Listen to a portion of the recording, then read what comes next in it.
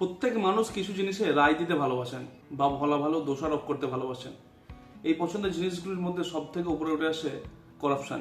আমরা সবসময় করাপশন নিয়ে আলোচনা করতে ভালোবাসি, তাদের করাপশনের বিরুদ্ধে কথা বলতে ভালোবাসি, কিন্তু আমরা যে প্রতিনিয়ত কিভাবে করাপশনের সঙ্গে জড়িয়ে আছি সেটা একবারও চিন্তা করে দেখি না।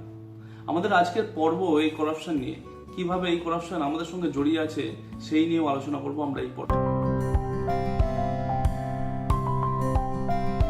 2005 সালের একটি ডেটা অনুযায়ী সেই সময় সরকারি চাকরিতে প্রায় 62% ইন্ডিয়ানই বা 62% ভারতীয়ই ঘুষ দিয়ে সরকারি চাকরিতে ঢুকেছিলেন। 2008 সালের একটি ডেটা বলছে প্রায় 50% ভারতীয়ই কোনো না কোনো ভাবে ঘুষ দেওয়া নেওয়ার সঙ্গে যুক্ত। 2023 সালের করাপশন পারসেপশন ইন্ডেক্সে আমাদের দেশের স্থান হলো 180টি দেশের মধ্যে 39। মনে রাখবেন, এই ইন্ডেক্সে 0কে ধরা হয় সব থেকে করাপ্ট দেশ এবং 180কে সব থেকে আনকরাপ্ট দেশ। তাই এখানে আমাদের দেশের প্রথম দিকে আসার মানে আমাদের দেশের সঙ্গে কিভাবে করাপশনের কালি লেগে আছে সেটাই উঠে আসে, বা কতটা দুর্নীতিগ্রস্ত আমাদের দেশ সেটা ভেসে আসে। নিউজ চ্যানেল খুললেই একটা কথা বারবার শুনতে পাবেন, সুইস ব্যাংকের অ্যাকাউন্ট। মনে করা হয় যে আমাদের দেশের যত কালো ধনসম্পত্তি আছে বা ব্ল্যাক মানি আছে সবই জমা হয় ওই সুইস ব্যাংকের অ্যাকাউন্টে। আমাদের দেশের নাগরিকদের সর্বসাকুল্যে মাসিক আয় মাথা পিছু 8,000 টাকা। ভাবতে অবাক লাগলেও এই কথা সত্য যে সেই দেশের প্রায় কয়েক লক্ষ সুইস ব্যাংক অ্যাকাউন্ট আছে কালো ধনসম্পত্তি রাখার জন্য। দেখুন, দুর্নীতি বন্ধ করার একটাই উপায়, শক্তপোক্ত আইন। কিন্তু দুর্ভাগ্য হলো এই আইন যারা তৈরি করবেন অর্থাৎ নেতা মন্ত্রীরা, তারা এই করাপশনের মূল আধার। আমাদের দেশের মোট যত এমএলএ এমপি আছেন তাদের প্রায় 25% নাম বিভিন্ন রকম দুর্নীতির সঙ্গে যুক্ত। আমাদের দেশ বড় বড় স্ক্যাম দেখেছে, Commonwealth Games scam, PNB scam, Saradha scam, এমনকি ইলেকট্রাল বন্ড স্ক্যাম।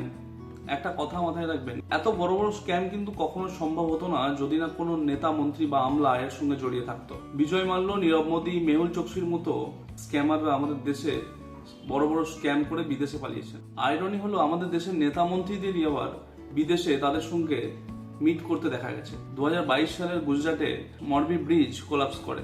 2024-এ শুধু বিহারে 17টি ব্রিজ কোলাপস করেছে। রিসেন্টলি মহারাষ্ট্রতেও একটি ব্রিজ ভেঙে পড়েছে। এই ঘটনাগুলি ভিন্ন হতে পারে, কিন্তু এর কারণ একটাই, দুর্নীতি। পলিটিশিয়ানরা বা বিউরোক্র্যাটসরা এই গোটা ব্যবস্থাপনাটাকেই দুর্নীতিগ্রস্ত করে তুলেছে। আপনার মনে হতেই পারে করাপশন তো আছেই, কি আর করা যাবে, মানিয়ে নিতে হবে। তাহলে একবার শুনুন, কিছু কথা আপনাকে বলার আছে। আগে বুঝুন করাপশনটা কি। করাপশন হলো টাকার বিনিময়ে বা অন্য কোনো কিছুর বিনিময়ে কোনো অযোগ্য ব্যক্তিকে বা অযোগ্য সংস্থাকে কোনো সরকারি কাজ বা কোনো সুবিধায় পাইয়ে দেওয়া। একটা কথা মাথায় রাখবেন, আমাদের দেশ বা আমাদের রাজ্য যে উন্নতি থেকে বঞ্চিত হচ্ছে তার মূল কারণ কিন্তু দুর্নীতি। প্রত্যেক বছর যে শুনতে পাচ্ছেন যে ব্রিজ ভেঙে এতজন মারা গেল বা রাস্তার গর্তের কারণে দুর্ঘটনার জেরে মারা গেল, এগুলো কিন্তু করাপশনেরই ফলাফল, যা আমাদের জীবনকে সরাসরি আঘাত করে। আপনি রিসেন্টলি ঘটে যাওয়ার নিট পরীক্ষায় যে দুর্নীতি হয়েছিল তার কথা হয়তো শুনেছেন। মনে রাখবেন, এই নিট পরীক্ষায় দুর্নীতি কিন্তু শেষ নয় বা এটাই শুরু নয়।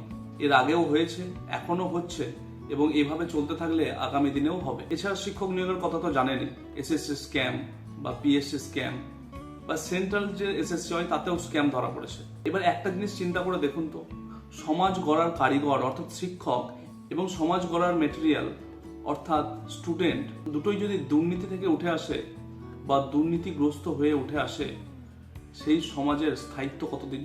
বারবার বলছি, দুর্নীতি রোখার একটাই উপায়, শক্তপোক্ত আইন এবং আইন অনুযায়ী ব্যবস্থা নেওয়া।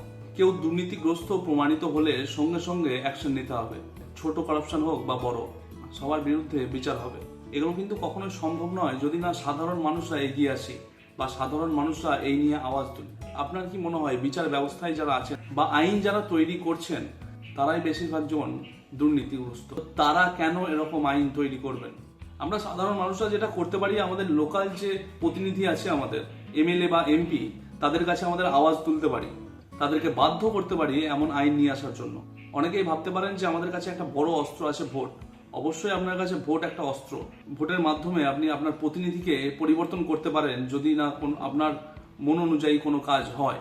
কিন্তু একটা কথা মাথায় রাখবেন, এই প্রতিনিধি যাকে পরিবর্তন করছেন তার বদলে যাকে আনছেন সে ঠিকভাবে বা সৎভাবে কাজ করবে কিনা বা দুর্নীতির বিরুদ্ধে রুখে দাঁড়াবে কিনা সেই দায়িত্বটাও কিন্তু আপনাকেই নিতে হবে। সেও যাতে দুর্নীতিগ্রস্ত না হয়ে পড়ে তার জন্যও আওয়াজ তুলতে হবে।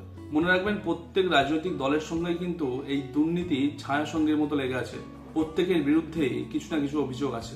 একটা কথা খুব ভালোভাবে বোঝার চেষ্টা করুন, গোটা দেশ যদি একটা কোম্পানি হয়, সাধারণ মানুষ হলো সেই কোম্পানির মালিক, এবং এই নেতা, মন্ত্রী, আমলা এরা সবাই হলো সেই কোম্পানির বেতনভুক্ত কর্মচারী। তাই কর্মচারীরা দুর্নীতিগ্রস্ত হলো কিনা বা কোনো কাজ ভুল করছে কিনা সেটা আমাদেরকেই ভিজিলেন্সে রাখতে হবে এবং সময় মতো তার জন্য আওয়াজও তুলতে হবে। দেখুন, একটা সমাজ যখন সম্পূর্ণভাবে দুর্নীতিগ্রস্ত হয়ে পড়ে তখন কিন্তু শুধুমাত্র নেতা, মন্ত্রী, আমলাদের উপর দায় চাপানো যায় না। এই দায় থেকে আমরা সাধারণ মানুষরাও গা ঝেড়ে ফেলতে পারি না। যখন কোনো দুর্নীতি হয় তখন প্রত্যক্ষ বা পরোক্ষভাবে আমরা সাধারণ জনগণরাও এর সঙ্গে জড়িয়ে পড়ি। বেশি বড় কিছু আপনাদের ভাবতে হবে না। একটু চিন্তা করে দেখুন, আপনি হয়তো হেলমেট না পরে বেরিয়েছেন, রাস্তায় আপনার গাড়ি দাঁড় করালে আপনি চাইছেন 50 বা 100 টাকা ঘুষ দিয়ে পার পেয়ে যেতে, বা আপনার কোনো কাগজ পঞ্চায়েত অফিসে বা পৌরসভার অফিসে পড়ে রয়েছে, হয়তো সময়ের আগে আপনার প্রয়োজন, তাই আপনি চাইছেন কিছু টাকার বিনিময়ে আপনার কাজটা হাসিল করতে। আপনার বাড়ির প্ল্যান থেকে বাচ্চার বার্থ সার্টিফিকেট পর্যন্ত আপনি টাকার বিনিময়ে হাসিল করতে চেষ্টা করেছেন খুব সহজেই। এগুলো কিন্তু দুর্নীতি। একবার ভাবুন তো, এই ছোট ছোট যে দুর্নীতিগুলো করছেন তার দায় কি শুধুমাত্র ওই দুর্নীতিগ্রস্ত মানুষটার যে টাকা নিচ্ছে, না তার দায় কিছুটা আপনারও? আমরা বাংলা ভাষায় যেহেতু এই ভিডিওটি করছি, তাই আমাদের দায়িত্ব থেকে যায় বাংলার কিছু দুর্নীতিও আপনাদের সামনে তুলে ধরা। নারদা কাণ্ড, রোজভ্যালি কাণ্ড, primary teacher recruitment, school service recruitment, করাপশনের নাম শেষ হবে না, সময় পেরিয়ে যাবে। প্রত্যেক পৌরসভায় টাকার বিনিময় ছাড়া কোনো লিগ্যাল কাজেও আপনার পারমিশন পাওয়া যাবে না। একটু গ্রামের দিকে আড়ি পাতলে জানা যায়, বাড়ি তৈরিতে যে সরকারি অনুদান পাওয়া যায় বা বাথরুম তৈরিতে যে সরকারি অনুদান পাওয়া যায়, সেখানেও ছোটখাটো কিছু নেতা দুর্নীতি করছেন। আরজি করের ঘটনা তো দেখেছেন। শুধু অভয় নয়, দুর্নীতির ঠেলায় আমাদের গোটা পশ্চিমবঙ্গ নির্যাতিত। আর এই দুর্নীতির দায় কিন্তু আমরা সাধারণ মানুষরাও এড়িয়ে যেতে পারি না। ভিডিওটি শেষ করার আগে কিছু কষ্টদায়ক সত্য কথা বলে যাই। মনে রাখবেন, বীজ থেকেই কিন্তু গাছ তৈরি হয়। আজকে আমাদের চারপাশে যে দুর্নীতির গাছগুলি গজিয়ে উঠেছে সেগুলো কিন্তু আমরাই রোপণ করেছি। করাপশন থেকে বা দুর্নীতি থেকে বাঁচার একটাই উপায়, না বলতে শেখা। যে টাকা পয়সা বা কোনো ফেভার চাইছে কোনো কিছু বিনিময়ে, তাকে সরাসরি না বলুন এবং সবার সামনে এক্সপোজ করুন। হয়তো এর ফলে আপনার যে কাজটি করতে চাইছিলেন সেই কাজটিতে কিছু ডিলে হবে বা কিছু বিলম্ব হবে, কিন্তু একটা কথা মাথায় রাখুন, সামনের প্রজন্মের জন্য আপনি একটা দুর্নীতিমুক্ত সমাজ গড়ে তোলার চেষ্টা করছেন। হয়তো এই দুর্নীতির মতো রোগটা মোচন হবে আপনার হাত দিয়েই। তাই শুরুটা আপনাকেই করতে হবে। আজ এই পর্যন্তই, দেখা হচ্ছে পরের পর্বে। ভালো থাকবেন। নমস্কার।